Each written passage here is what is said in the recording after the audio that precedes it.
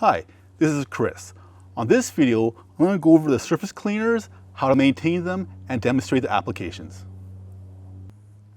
There are two things you need to maintain. One of them is spray nozzles.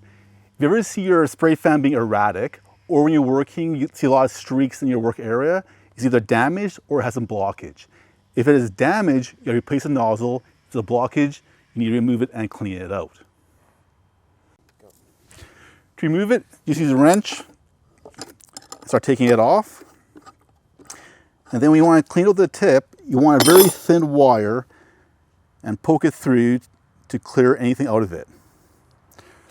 Very important part of the process is to use some water and flush it out. When you're putting your nozzles back in, it's very important that you have the line on the nozzle be parallel with the bar. If you do not do that, it will not spin properly.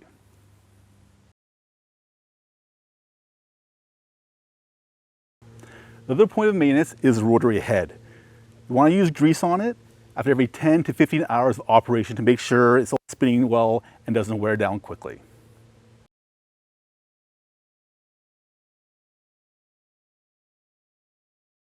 Now that it's ready to go, we'll put it to action. These machines excel at doing large, flat surfaces very quickly.